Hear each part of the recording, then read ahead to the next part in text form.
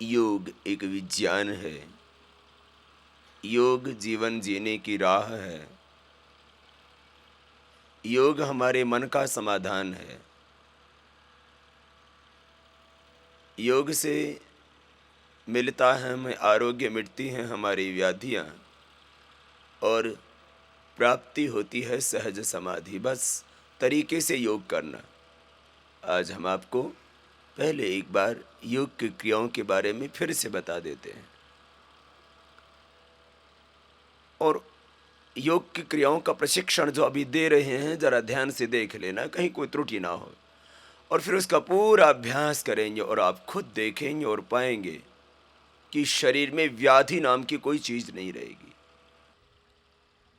देखो, आपको एक बार हम प्राणायाम बता रहे हैं और आपको हम योग की सहज क्रियाओं से बताने की कोशिश करेंगे कि यदि आपका लीवर गड़बड़ है, आंतें गड़बड़ है, तो ही बीमारी होगी। और यदि आपका लीवर ठीक है और आंतें ठीक है तो ना तो कोलेस्ट्रॉल बढ़ सकता, ना शुगर बढ़ सकती।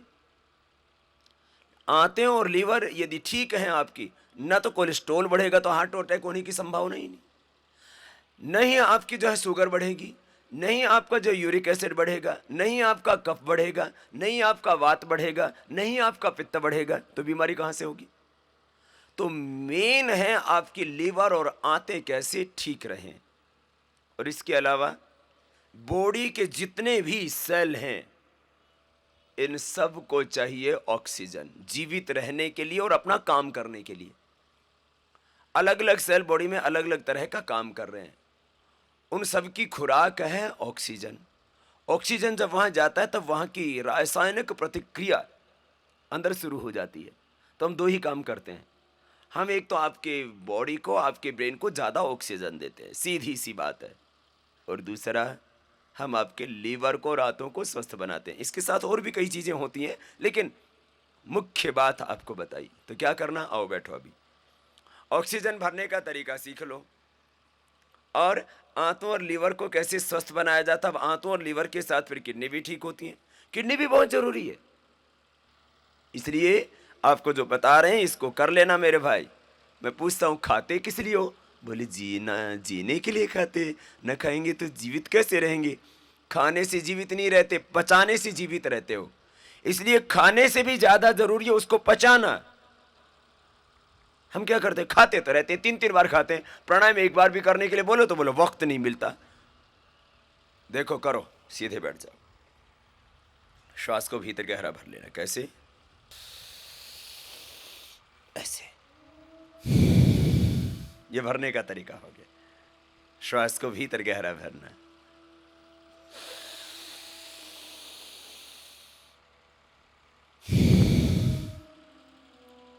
भरो आप भी, श्वास को भीतर गहरा भरो।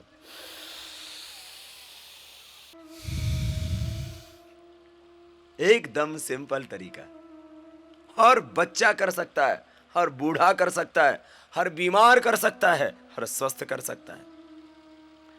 जिसके श्वास चल रहे हैं वो कर सकता है। बोला जी मैं कैसे करूं, मेरे तो कमर दुख रही है। कमर दुख रही है तो ऐसे बैठ के कर ले। किसी किसी की कमर बहुत ही ज्यादा दुखती हो ना, तो ऐसे बैठ के कर लिया करो, सपोर्ट मिल जाएगी आपको हाथों से।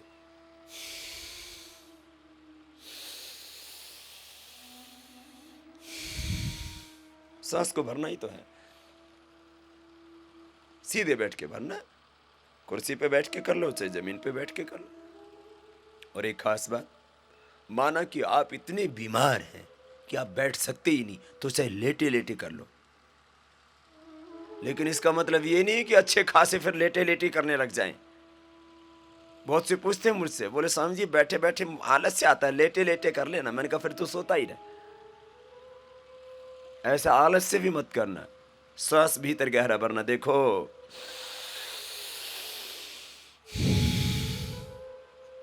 सांस गहरा भरो, जोर से नहीं करना, यूं नहीं करना।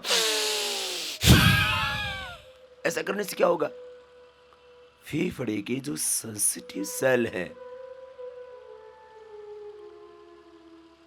वो डैमेज हो जाएंगे। सब भरने लग गए और फेफड़ों में भरा जाता है। जो तुम सोचते हो ना कि पेट में सांस भरा जाता है, ये अज्ञान है, अंधविश्वास है। हो ही नहीं सकता कि पेट में श्वास भरा जाए, इम्पॉसिबल। कुछ कहते हैं जी पेट फूलता तो दिखता है, और उदाहरण क्या देते हैं, बोलो बच्चा जब सोता है ना तो उसका पेट ऊपर नीचे नहीं होता। मेरे भाई पेट ऊपर नीचे नहीं, वो डायफ्राम ऊपर फूलता है, सिकुड़ता दिखता है तुम्हें, देखो सामने। ये नहीं, ये डायफ्राम फूलता है, पेट नहीं है। तो यह अपने आप ही फेफड़ों में भरा जाता है बहुत से लोग, क्योंकि बहुत भ्रम बड़ा। क्या योग के संबंध में एक बहुत बड़ा भ्रम ये कि बोले एब्डोमेन ब्रीदिंग करना। एब्डोमेन ब्रीदिंग होता ही नहीं है मेरे भाई, पेट से सांस भरा ही नहीं जाता है, फेफड़ों में ही भरा जाता है, इम्पॉसिबल है, हो ही नहीं सकता। एक तो ये तरीका हो गया। कपालभाति को और बाह्य प्राणायाम को छोड़ के बाकी सब भरने वाले ही हैं। देखो अब सामने भस्त्रिका में भरा, कपालभाति और बाह्य प्राणायाम इनमें छोड़ा जाता है। बाह्य प्राणायाम में भी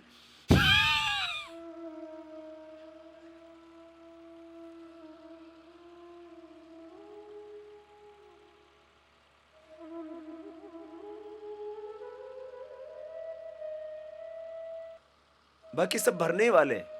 भस्त्रिका में भरा,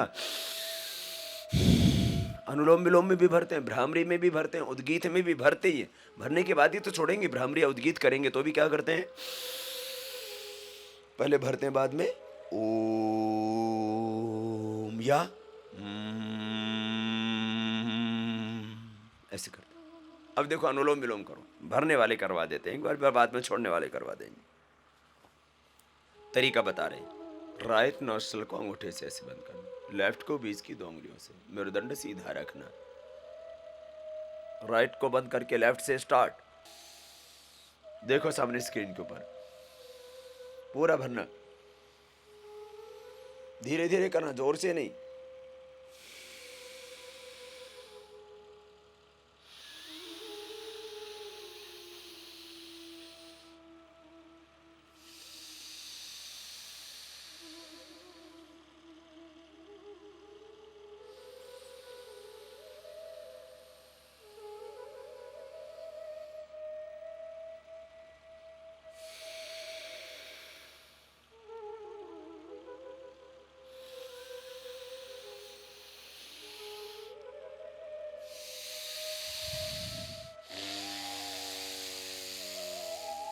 पूरा भर लेना मेरे भाई।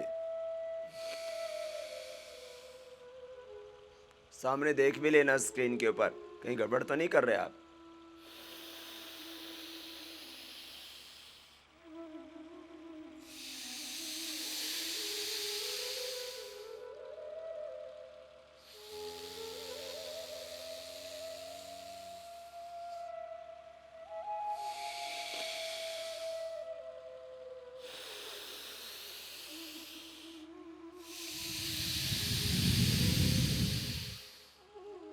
सब करो, कोई बैठे नहीं, रुकना नहीं, नॉन स्टॉप करना ही करना है आपको।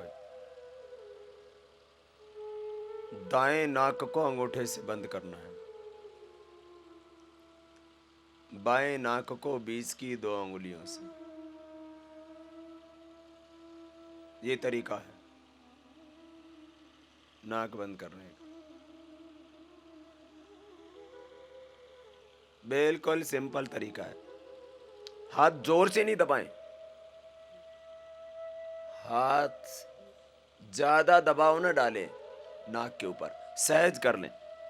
किसी किसी का एक नाक ज्यादा बंद रहता है, वो जितना आए उतना धीरे धीरे ले ले, कोई दिक्कत नहीं है, धीरे धीरे खुल जाएगा।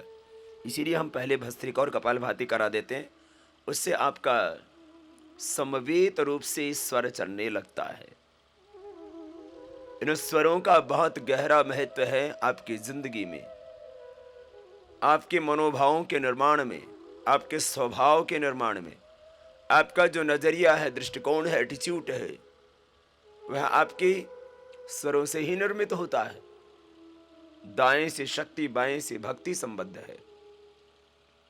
दाएं से संबद्ध है आपकी ऊर्जा, आपकी शक्ति, आपका पराक्रम, आपका पुरुषार्थ, आत्मविश्वास, संघर्ष बाएं से संबद्ध है। आपकी विनम्रता, शालीनता, समर्पण, आस्था, विश्वास, मैत्री, करुणा, मुदिता, प्रसन्नता, वात्सल्य।